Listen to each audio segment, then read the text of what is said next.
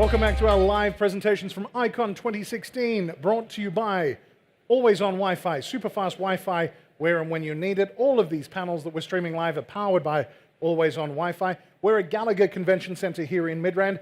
Icon is South Africa's longest running comics and games convention. This is now a first for the South African pop culture scene that these panels will be streamed live. So we will be available through till 6 p.m. this afternoon. So if you're at home looking for something to do for your Sunday afternoon, come on down. We've got free presentations, free board gaming activities. We're also going to be doing the judging of our cosplay competition this afternoon from our main stage at 4 p.m. This particular presentation, though, we're going to be talking about a particular book on zombies. Now, it's not your stereotypical book about zombies. Zombies could be the horror genre. This is what's happening with them, more information about them. But there's really nothing in the way of a self-help guide. So what we have on stage right now, we have with us Lee Herrmann, we have Stephen Lewis, and Lee is an author, possibly, he's definitely published the most books about zombies in South Africa. So what I'm going to do firstly is maybe talk to Lee about how he started publishing his books. Lee, why? Why would you want to? Where did you feel the need came from? Well, there's mostly self-preservation, firstly. Because for those that are familiar with zombies and zombie apocalypse, it's not a question of how it's going to happen. It's more when it's going to happen. So something will happen eventually. Yes, it's the rate things are going, and all the telltale signs are there that eventually the apocalypse is going to come. So this actually... Well, you say the warning signs. What are the warning signs? Well, you know, the economic situation, all these funny viruses popping up all over the place, the fact that people are acting a bit strange.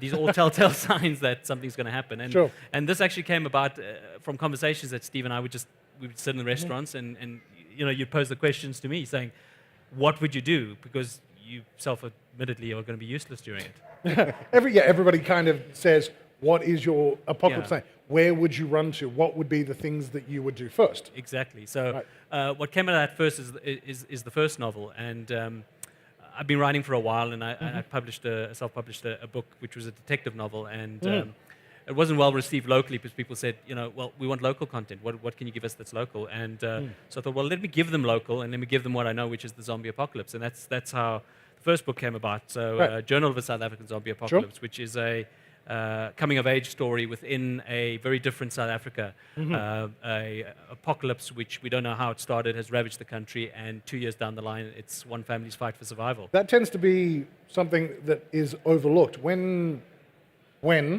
the apocalypse hits, there'd be a lot of misinformation. There'd be a lot of unknowns. Why is this happening? Where is it? So there'd be wild speculations, but it would be rare to actually know and pinpoint the cause.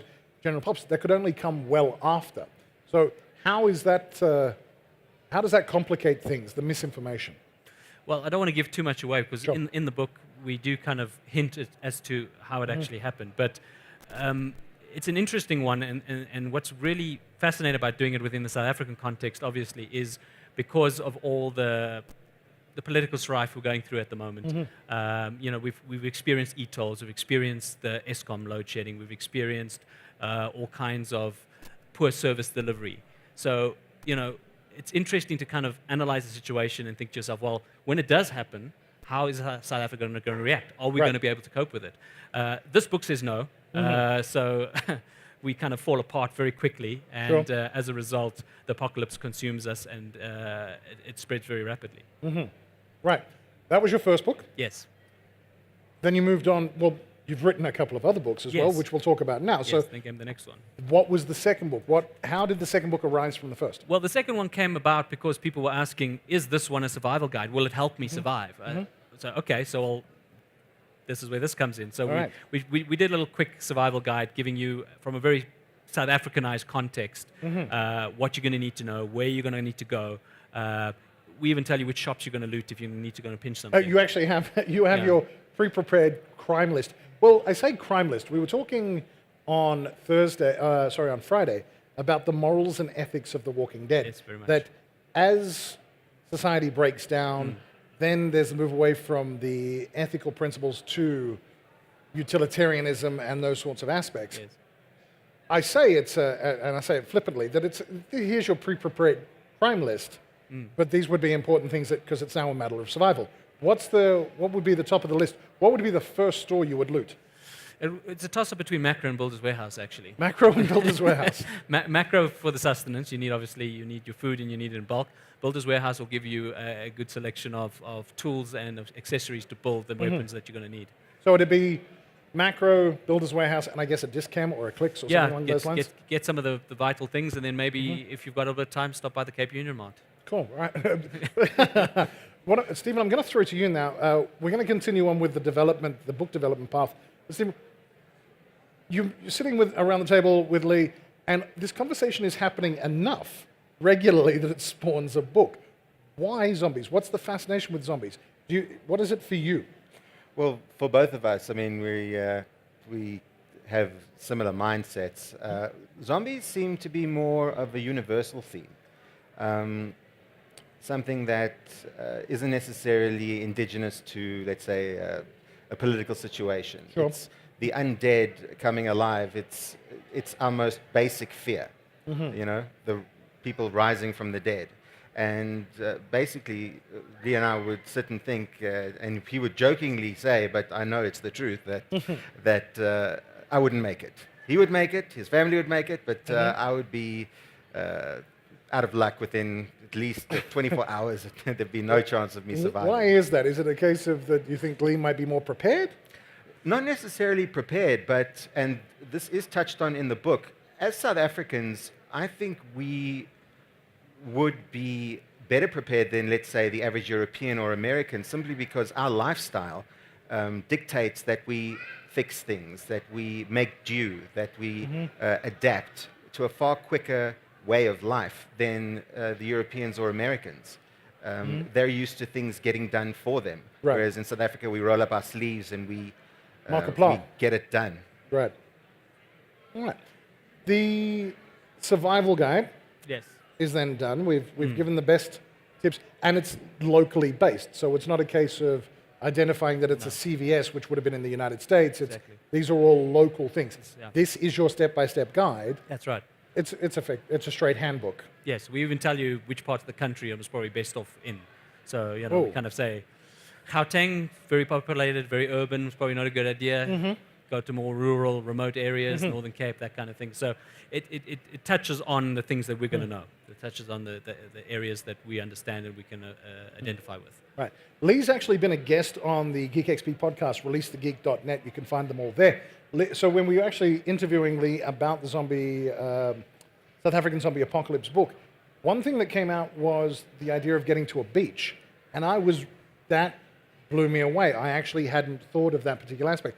Why should somebody head to a beach, Lee? Well, it's number one, you got water at your back and zombies can't swim. And number two, especially on beaches with soft sand, it really will hamper a zombie's movement. So, you know, ideally, if you can't get to a remote area and you need to navigate up and down the country, I would recommend the coastline. All right. Okay. We've done a couple of books, and we now have our own handbook as to if/when this does happen, this is what you'd be needing to do. What is the shift then to this current book?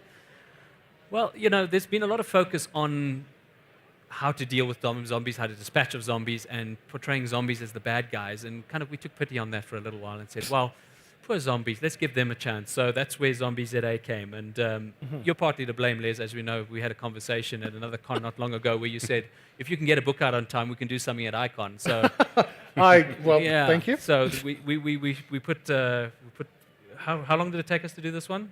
Probably under 2 months. Easily. Yeah. But anyway, look, the plans were there. It existed. Right. It was just now, let's get it into production as quick as possible. I'm glad the push helped. Yeah, so it's all your fault, Les. So if this doesn't sell, we can blame Les Allen. Totally. So Zombie ZA, this is the new one right here. Yes, as you can see it on the screen. We have a little fun there. This is geared at zombies just pre-apocalypse. So just pre-apocalypse. So you've been infected for whatever reason. You've been silly. You've done something that you shouldn't have, or you've gone and stuck your hand in somewhere you shouldn't have, or someone jumped out and you've been infected, and you've realized, oh no, I'm going to be a zombie. Rather than write yourself off and think, oh my God, what am I going to do? Here's the best way to adapt. This is the best way to adapt in the short period of time before the apocalypse comes. So you don't want to blow your load early, so to speak, and start that apocalypse prematurely that it doesn't get anywhere. So you want to give the rest of the zombies an opportunity to catch up with you. So this book gives you the lowdown on how to hide in plain sight during that time, and kind of how to blend into, especially the South African landscape.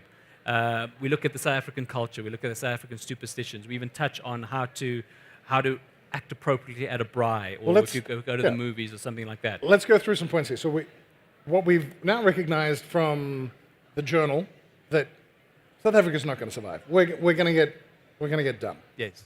Right. So, well, let's make the best of a bad situation. Well, if we're going to go this way, let's do a good job of it anyway. Yeah. So you're now recently infected. There are a number of facets, as Stephen said, that South Africa is different to a lot of countries in the rest of the world. What would be the key? Think of a key difference from this country to another country where your zombie behaviors need to be a bit more masked. Because look, we're very passionate about certain things, especially our sports games, our social activities, the where and when we go on holiday even. So we even touch on those kind of things. So in social environments, we look at the typical South African weddings. So if you attend the South African weddings, this is how you blend in without attracting attention to yourself and tipping anyone off that you're about to tuck into one of the bridesmaids, for example. I guess this means that you're now looking at typical South African traits. That's right. And adapting zombie behavior to them. Exactly. What is it? What would be a typical South African trait at a wedding? Well, apart from drinking too much. I don't think that's typical to South Africa. Yeah, very much so. But yeah, just when you're going to different kinds of weddings, it's also about how you appear at the wedding, how not to upstage the bride. Of course. Well, no one ever wants to do that. Exactly. So you don't want to do anything that draws any unnecessary attention to yourself. Sure. And how to keep your temptations in check and your hunger in check and that kind of thing. So we give you little tips and pointers, and we touch on everything from also your physical appearance, how to mask that, how to make little plans on the go in case something happens, a limb happens to drop off or something like that. Stephen, please just mention that there's advice and techniques on how to keep your urges in check. Considering that we're talking about the consumption of other people, really, is there not any parallels that you could possibly cross-sell these techniques to maybe Wayless or other organizations? And here's how you control these particular techniques. Have you thought of any cross-promotions and brandings here? Well, they do send a kind of a signal that is more universal, obviously. But I don't think that it's something that what we've taken is more specific, I think, in terms of, as Lee was mentioning, it's not that you, obviously, at a wedding, you don't want to upstage the bride, you don't want to drink too much. Those are commonalities throughout. Yes. But it's because you're decaying, because you are now undead, that should you do those things and the cat comes out of the bag, so to speak, it will go awry. So while I do think that there might be some links, I think that these are ones that you particularly have to keep in check, very specific. Areas. Very specific. Stephen, what is your best advice when it comes to the stench? You're eventually going to decay. Oh, I guess the first place you're rating is a disc camera clicks. Well, absolutely. So, but that's, of course, if you don't want to, that's on your mission to not get bitten. Oh, of course. I'd say, for me, and this is purely because Lee and I talk so much about the stuff, and Lee goes off and makes the magic, it would be not leaving the house, actually, as one of the methods. But if I would have to leave the house, one of the ways of masking the stench would be definitely several layers of clothing, coveralls. Right. Not averse to deodorant. Roll-on might be a bit of a problem. Bathing is absolutely out of the question. Is there a spray versus a roll-on deodorant? Any issues there, no? We were just You're going to have to take all the talc. You're going to have to talc yourself up. Absolutely. Look, in the book we've also got something called the excuse matrix, which we give you some handy excuses and some quick responses in case someone asks questions like, "What's the matter with you?" and what is your obsession with brains at the moment, or why are you acting so strangely? Quick response matrix. So quick responses. So It's important, and we touch on it as well. It's very important to have your contingency plan in advance because once you get bitten, obviously you've got an incubation period and a window, so you can set yourself up so that when the time comes, you're ready to go. Okay. The idea is that we want to keep ourselves as low-key, as low-profile as possible. So when the apocalypse does start, but I'm trying to think, is there going to be a recognized trigger? Is there what would you consider would be the tipping point? What would be the tipping point to start it off? Well, as a zombie, once you're going to be in the landscape, you're going to obviously identify your fellow zombies, and the time will come when everyone's going to realize that there is enough of them, and the time is right to kind of strike while the iron's hot, and allow that period where chaos will reign and that infection rate will rise quite quickly. So once there's enough of you, I suppose someone will give it either the wink or the nudge, and it'll be go time.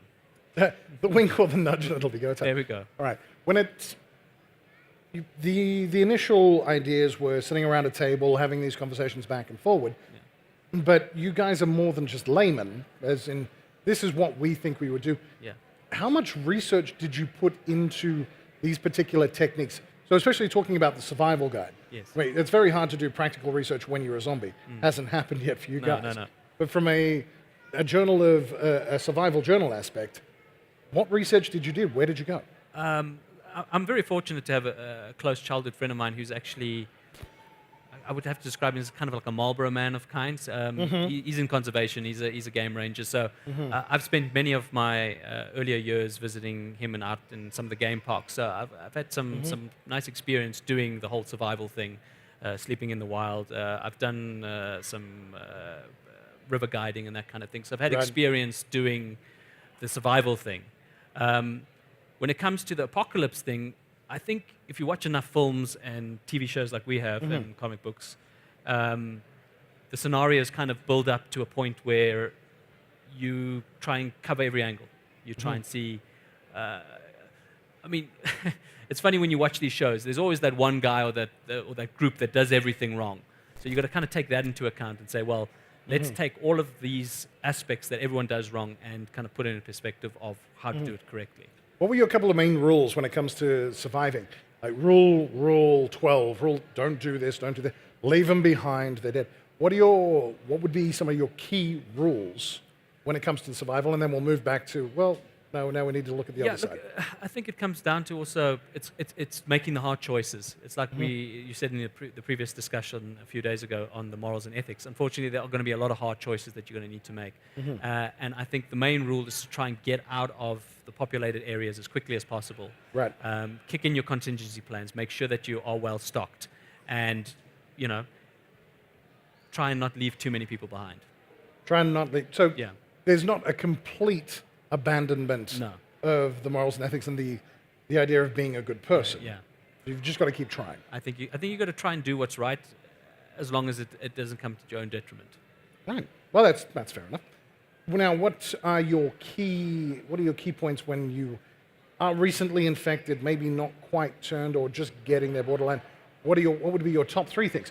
Stephen's already said about staying inside, that sort of thing, but obviously that's not always going to be possible. Well, look, in the pre-apocalyptic situation, I think number 1 is don't draw attention to yourself. Right. So try and carry on normally. You'll be amazed at how many people tolerate unusual behavior and think it's just a character trait. Meanwhile, you could be, talking to a zombie right now and realize and think to yourself, this person's so weird, but meanwhile they're trying to keep their urges in check.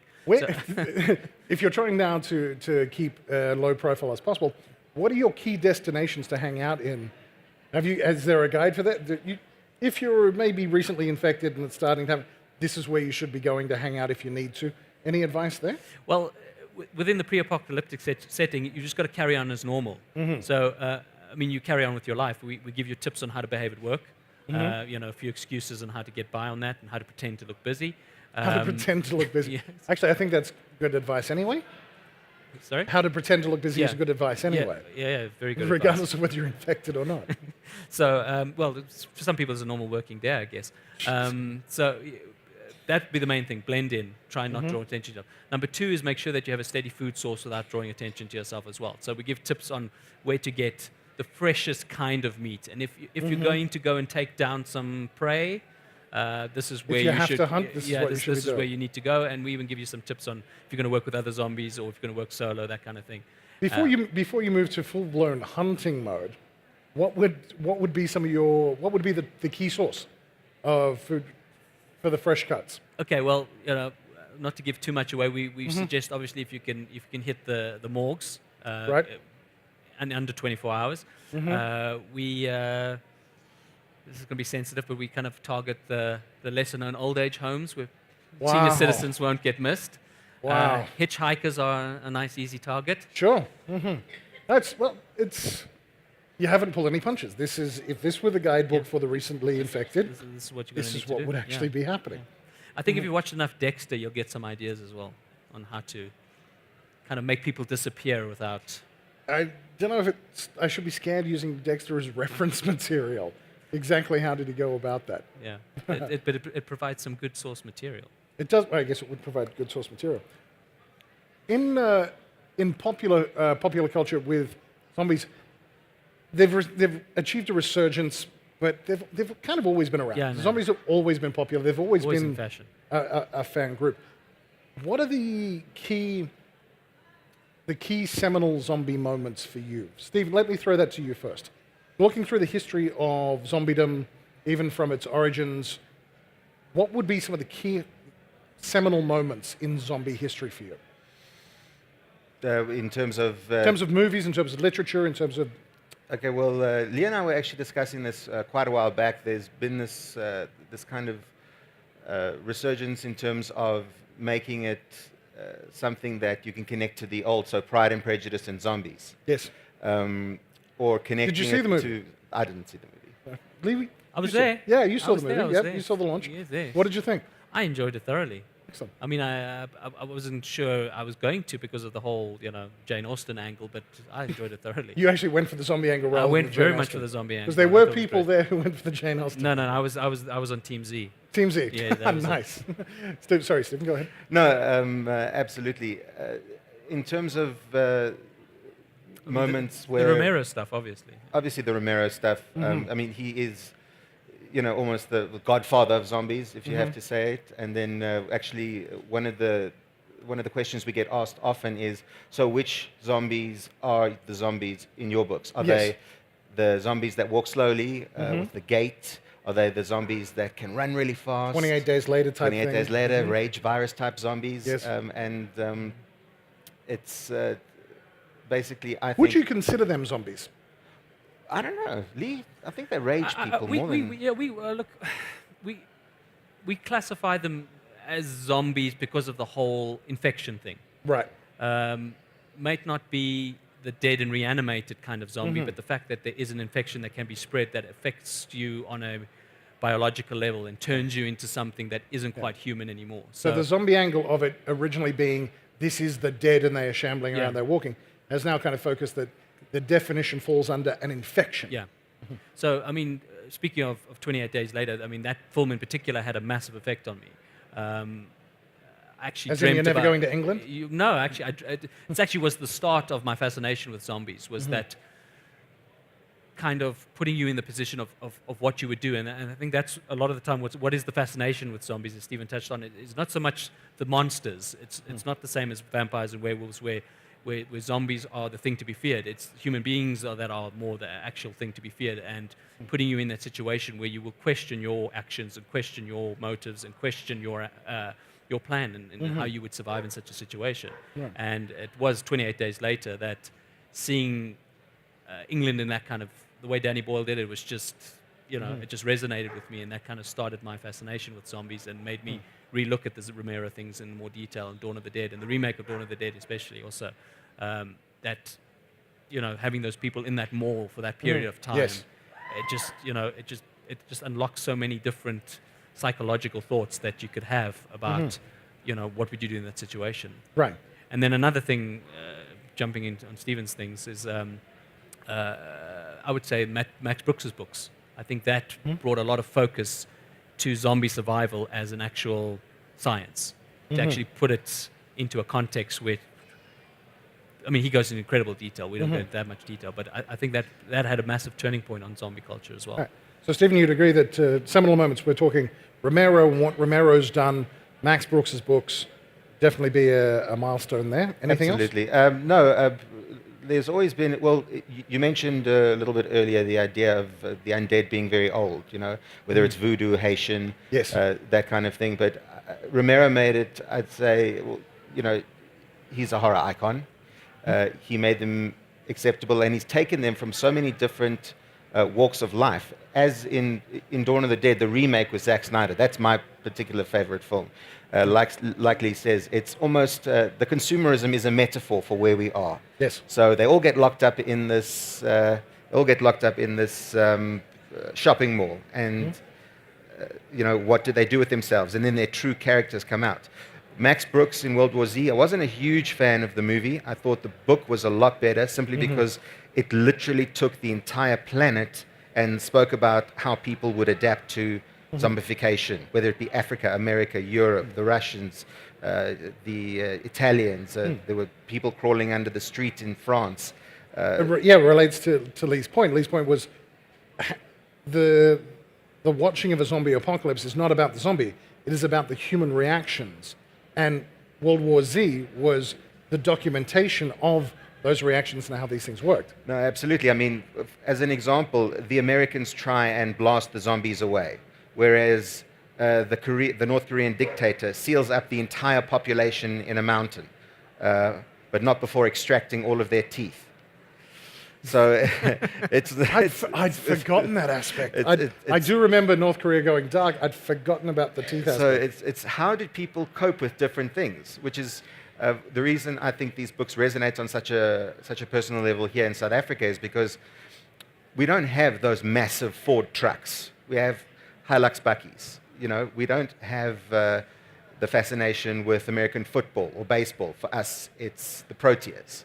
And when you put a book in the context of a country where the people who are going to be reading it and enjoying it live, I think you strike a chord that's not necessarily just something that's good storytelling. It's, wow, this could actually happen, and I could be one of these people. I understand that there looks to potentially be a World War Z sequel movie, a movie sequel. Where do you think they could go? No, let me change the question. The zombies that you see in World War Z, which are actually infected, Yes. the speed zombie versus the traditional zombie, what is your preference, Lee? If you could have a preference for the undead. I prefer the traditional. I think, I don't know how you'd cope with a speed zombie. I know they tell effective stories, but geez, I think they'd overrun very quickly. So if I had to face off, I definitely would have to face off against the traditional zombie. And there's just something a little more sinister about that, the staggered movements and that whole, the clicking joints and the moaning. And so there's just something frightful about that slow-moving wall moving at you. And it's quite deceptive in the sense that, that's how a lot of people get done in by zombies, especially in the fiction works, is they think that they can outmaneuver. They've got all the time in the world, but it's almost organic the way this horde moves. And before you know it, you've been trapped, you've been circled, you've been... and we actually touch about that in the new book, Zombie ZA, saying, working in a group. So, there's almost kind of like a subconscious telekinesis between them, kind of they move as one limb. Right. My worst nightmares as a child was zombies, because a vampire you could do something, a werewolf you could do something, all of these things you could do something. There's nothing you can really do against all of the zombies. No. You can only stage them off. A fast zombie, well, then it's going to be over quick and you really can't do anything. So I guess the false hope of the slow zombie that it instills in you, that maybe I can get away, and then the dawning realization, there is no way you can go. There's no way. Especially if there's just hundreds of them. And that's why the urban environments, you don't want to get stuck there, because there's literally something lurking around every dark corner. How do you feel that a show like The Walking Dead, because they've stepped into post-apocalyptic, this is what a city would look like following the apocalypse. How do you feel about the representation of the dangers of the urban environment in something like The Walking Dead? It's accurate to a point. I think in some instances that will happen, but I think in other areas they will cordon off kind of safe havens, where half the city will be barricaded off so that there will be a large urban population that is kind of secured itself and barricaded into a safe area, kind of like safe zones within Sure. the thing. Because that's where a lot of the resources are going to be. I mean, you're going to be able to restore power, you're going to be able to restore water to selected areas. Not everything's just going to suddenly stop. Right. I think there's too much infrastructure for it just to switch off by flicking a switch. Everything's So, not just going to shut down. It'll be a gradual process. Yeah, I think it will, and I think there will be certain pockets that will remain active. Where do you think well, I guess if it's going to happen, where is it going to happen first? Within South Africa, Within South Africa and then within the world. Where would it most likely be? We understand in World War Z there was a particular scenario there. Where would you envisage it happening first? Unfortunately. And can we please just stress that we're not trying to drive property prices down No, we're not. in any particular area. This is just speculation. It's pure fiction. Pure fiction. Globally, it will probably start in a third world country. Right? Somewhere where they're not going to understand right off the bat what it is that they're dealing with, and it's going to spread very quickly. South Africa was probably Gauteng, most populated. Again, it's probably going to ravage from there very quickly and spread outwards. Right. From a public transport point of view, what are the suggestions from public transport? Because and actually, I'm even just thinking about the Gauteng road system and how exactly clogged it would get. Methods of transport. What's your first method to get out? 4x4. 4x4, because we can go anywhere. Something with high ground clearance that you can take off road, because, like you said, the highways are going to be congested, so guys are going to start taking off. And I mean, we see it in gridlock traffic as it is right now. So imagine you're just going to see the N1, they're just going to be shooting out over the plains, going out to wherever we can. Right. But yeah, I think if you have a good quality 4x4 that's fully kitted out, and that's probably your best way to go. I've always, I'm an ex-motorcycle rider. Well, not an ex, I'd love to get back on. Motorcycles and the apocalypse. I mean, you've got the maneuverability. They're very handy, especially if you have one of those KTMs or off-road bikes, but unfortunately you're very limited with what and who you can carry. I've often said that if you want to prepare for the apocalypse, eventually a bicycle is the best thing to have, because it's never going to run out of steam. As long as you've got energy, you can keep going. Sure. But if you're a lone person, always keep a bicycle with puncture-proof tires handy. All right. So we've now talked about the idea of the apocalypse happening. We know where it's going to happen, roughly in Gauteng, somewhere in there. But you've been bit. You're recently infected. Yes. How do you deal with, and we're talking about the handbook deals with life now going forward. Tell me about SAZU. Please. You've got the badge there on your lapel. Yes, there it is. Side. SAZU. Yes. What is SAZU, and why would this be important in the post-apocalyptic world? So it made logical sense that if you're a zombie within the South African context, and you are feeling marginalized, if you're feeling slightly out of it, and you're feeling like you're not represented, what would be the solution to it? And obviously, a union. That's what you need. So we've launched SAZU, the South African Zombie Union, which fights for the equal rights of the undead. And it's a little bit of a tongue-in-cheek thing, and we have a little fun at some of our local unions. But basically, SAZU is there to promote the rights of the undead and to eradicate the living, and to make sure that... so it's not just promote the rights of the undead.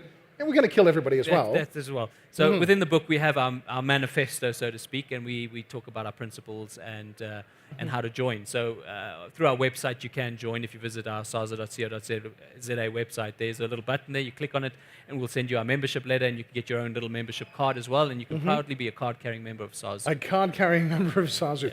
Yeah. Obviously, it's going to take a little while for SAZU to get some traction. That's right. What do you envisage would be some of the benefits of being a member of SAZU? I mean, do you get discounts at certain locations, like Cape Town Union Mart, anything like that?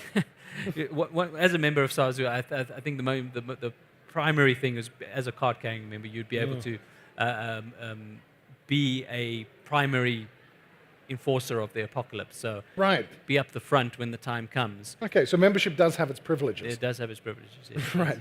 Do you get, I would imagine, are there any union dues?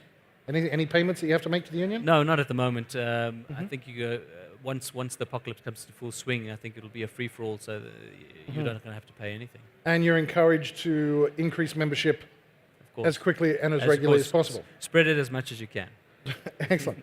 There was Lee actually kindly asked if I would write the introduction to this particular book, which was a great honor. Thank you.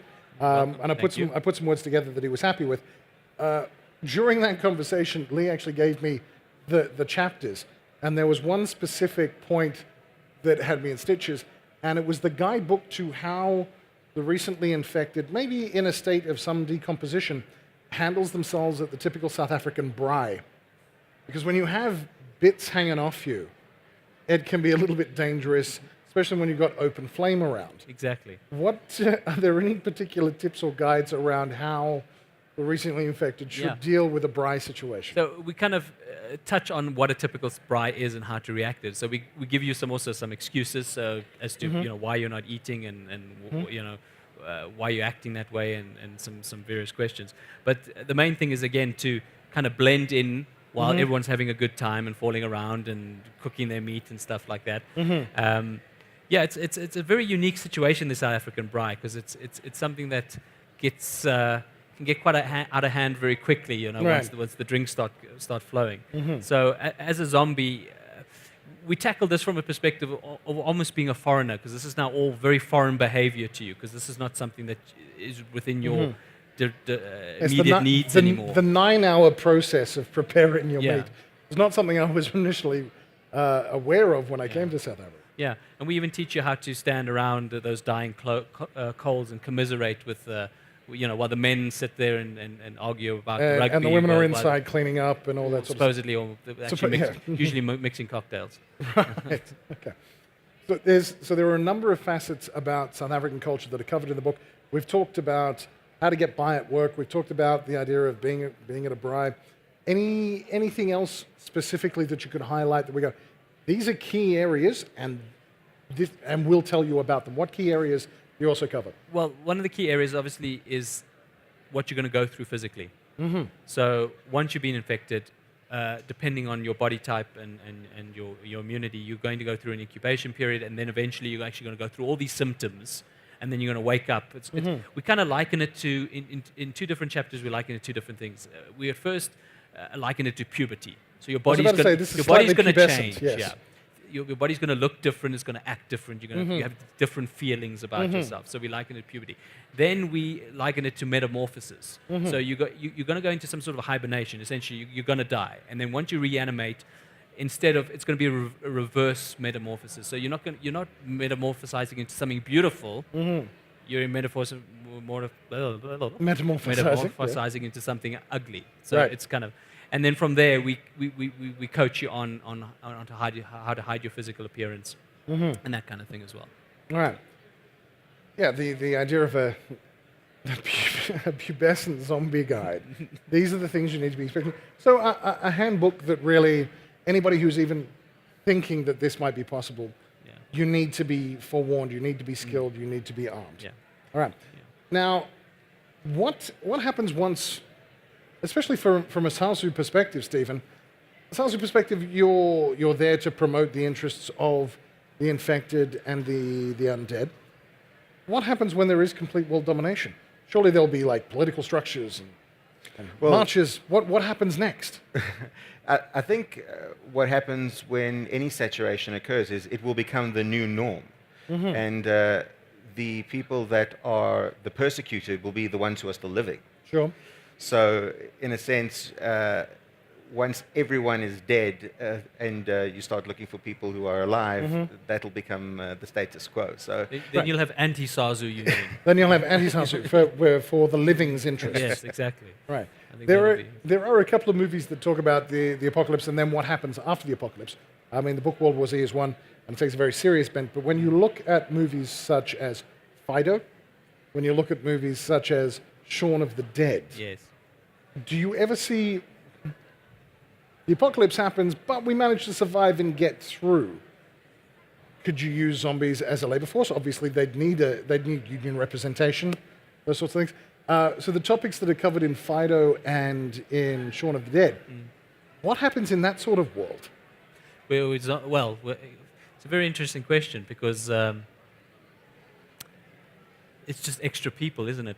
I mean, in South Africa, I'm sure we could find a very good use for them. I mean, we could use them in extras in movies. We could fill stadiums. Oh, just in case there's a political rally that's low on exactly. people. We always need extra heads and extra hands. Right. Yeah. Yeah, it's a very, very interesting question. I mean, yeah, the facet. So, for those who haven't seen either the movie Fido or Shaun of the Dead, haven't seen Shaun of the Dead, shame on you. You're watching a zombie panel. Go watch Shaun of the Dead right now. Shaun of the Dead, at the end of it, Shaun's best mate. Well, let's just say that there was almost a domestication process of what happened with the zombies. Now, let's role play this out then. Well, let's brainwork it up. We've got all of these zombies. We could get rid of them, or we could actually turn them into labor. Where do you actually see a zombie filling its role, apart from being an extra in a stadium? What good labor uses would they be put towards? I'm not quite sure. I mean, it's a very difficult question for South Africa because as unemployment is so low, well, we already have a labor. We don't want to surplus anyway. We don't want to give the jobs to zombies. So do we ship zombies overseas? I think we'd have to. I think we'd send them to Australia, definitely. Sorry, Les. How much time we got left on this panel? All right. Okay. No, we've still got a few minutes to go. All right. So people can find more information about the books. Where can they find this information, Lee? Okay, you can visit our website, www.saza.co.za. Got information on all our books. Otherwise, they are available online. If you search for them, they're available in ebook and hard copy format. We're selling them here at Icon. This is the first sales, so anyone at Icon gets a copy this weekend. Will be the first ones to get it. They're at sale at our stand, and I'm obviously happy to sign them. They're only 130 each. Otherwise, you can come get a discount on the pack. Do you have so 130 for each of the books? Yeah. Do you have copies for, and you've got stock of the previous books as well? Got stock of everything. You can buy all three together if you want for $360. And like I said, happy to sign them. Excellent. Does SAZA provide any other information services, regular information updates? What other organizations do you work with? At the moment, we do a lot of our news via our Facebook page. We're very heavily in conjunction with Zombie Run SA with Carol. Yep. And we're always putting out information on the latest movies. We attend some Geek XP's premieres and stuff like that. So we're very heavily in the geek community. We're at all the other festivals as well, and we're obviously sharing all that news. Right. So there's actually no end to the avenues of information they can make available. No. If people wanted to get more involved, they can contact you via your website? Yes, either the website or just drop us a message on Facebook. We're always putting up news and information there. All right. We have this novel, and we're wishing Zombie ZA the most success Thank you so much. possible. What is in the pipeline? What's next for SAZA? Well, we've done now 2 self-help kind of books. I think the next one's going to have to be another fictional story. I have some bits and pieces. I have started on something, but There be South African face? Very much so. I think it's putting further stories in that South African landscape. I think it's a very interesting world. We had the world building earlier this week. I think it's a very interesting world, South Africa, during or after an apocalypse. So I think there's a lot of stories to tell, and I think there's a lot of interesting information that come out of the various cultures and the various reactions to such a thing. Right. Well, letting you know, there will be an Icon 2017, so Fantastic. you've got, if you want to do it as an annual release, that's totally something. Giving me again short-term TikTok. There we go. This one's out now. We've got other people that can start selling. You need to start working. Okay. As Stephen said, you're bringing the magic. Well, Stephen, what would you like to see? What sort of topics could you see being explored from a writing aspect? Well, Lee mentioned we've done kind of manuals, and the very first book, which kicked it all off, was a narrative. I think when you put different kinds of people in different kinds of situations, obviously this one being post-apocalyptic or dystopic, you get the most out of them. You see how they react and things like that. So it's ultimately open to so many avenues based on what a person, well, their age, how they were educated, all those kinds of things in the story. And I'd like to see the zombies crisscross the entire country. And eventually, I'm not going to give too much away, but there is some thinking about how that would affect the next storyline. Right. And basically just carrying on putting live people against dead people in a pressure cooker situation. And there are any number of permutations there. Absolutely. All right, awesome. Well, thank you very much to Lee Herrmann and Stephen Lewis from South African Zombie Apocalypse. Guys, give them a round of applause.